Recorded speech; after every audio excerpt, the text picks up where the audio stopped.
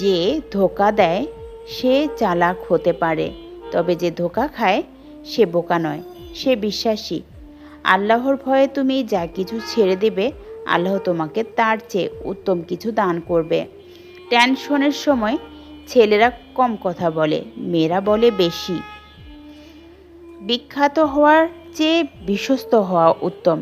ভালোবাসার কথাগুলো হয়তো খুব সংক্ষিপ্ত ও সহজ হতে পারে, কিন্তু এর প্রতিধ্বনি কখনো শেষ হয় না। গর্ব না করাই গর্বের বিষয়। বড় হয়েও অনেকে ছোট মনে করা গৌরবজনক।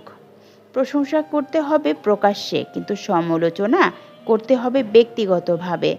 মানুষ তখনই ব্যর্থ হয় যখন সে নিজের লক্ষ্য ও উদ্দেশ্য ভুলে যায়। কিছু কিছু ব্যক্তিগত দুঃখ আছে যা স্পর্শ করার অধিকার কারোর নেই। একজন মানুষকে সত্যিকারভাবে জানার উপায় হচ্ছে তার স্বপ্নটা জানা।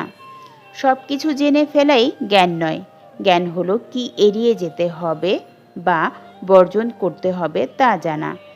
যেদিন বুঝবে রূপটাও মানুষের ছায়া, মানুষ নয়, সেদিনই শুধু ভালোবাসার সন্ধান পাবে। পৃথিবীতে কারো অভাব অধিক কিছু শূন্য থাকে না। মেয়েদের সবচেয়ে বেশি আনন্দ হয় যখন ঝগড়াতে স্বামীকে হারাতে পারে। স্বামীর পরাজিত মুখ স্ত্রীর কাছে যুদ্ধ জয়ের মতো। সুখে থাকাই জীবনের চরম সার্থকতা নয়, বরং কাউকে সুখে রাখতে পারাটাই হলো জীবনের সবচেয়ে বড় সার্থকতা। সততা হলো জ্ঞানী হওয়ার বইয়ের প্রথম অধ্যায়। বুদ্ধিমানেরা তখন কথা বলে যখন কিছু বলার থাকে। বোকারা কথা বলে কারণ তারা ভাবে তাদেরকে কথা বলতে হবে। যদি অল্পতেই অপমান যদি অল্পতেই আপনার মন খারাপ হয়ে যায়, তাহলে বুঝে নেবেন পৃথিবীটা আপনার জন্য অনেক কঠিন। ইচ্ছে হলো মন এবং আত্মার যুগ্ম উপাদান। যোগ্য ব্যক্তিরাই সমালোচিত হয়, আর সমালোচনা করে তো অযোগ্য ব্যক্তিরা। অতিরিক্ত সমালোচনা করবেন না। অতিরিক্ত সমালোচনা ঘৃণা এবং খারাপ চরিত্রের দিকে এগিয়ে নিয়ে যায়। মন দিয়ে মন বোঝা যায়, গভীর বিশ্বাস দিয়ে শুধু নীরব প্রাণের কথা টেনে নিয়ে আসে। তুমি পাহাড়ের চূড়ার মতো হইও না, এতে তুমি মানুষকে ছোট দেখবে আর মানুষ তোমাকে ছোট দেখবে। তুমি পাহাড়ের চূড়ার মতো হইও না, এতে তুমি মানুষকে ছোট দেখবে আর মানুষ তোমাকে ছোট দেখবে। সব কিছু জানা তোমার জন্য আবশ্যক নয়, কিন্তু যা কিছু বলছো তার সবটুকু সম্পর্কে জ্ঞান থাকা আবশ্যক। প্রকৃত সুখ তো তখন অনুভব হয় যখন নিজের কিছু কাজ অন্যের উপকারে আসে। জীবন তোমাকে যেটা দিয়েছে সেটা নিয়ে সন্তুষ্ট থাকো। জীবন বড় বিচিত্র। পৃথিবীতে সবাই ধোকা পৃথিবীতে সবাই ধোয়া তুলসী পাতা। শুধু তুলসী গাছে যে পানি দেয় সেই খারাপ। মুখোমুখি সত্য বলা মানুষগুলো সবার অপ্রিয় হয়। স্ত্রীর সঙ্গে বীরত্ব করে লাভ কি? আঘাত করলেও কষ্ট, আঘাত পেলেও কষ্ট। পৃথিবীতে কেউ কারো নয়, শুধু সুখে থাকার আশার কাছে টানার ব্যর্থ প্রত্যয়।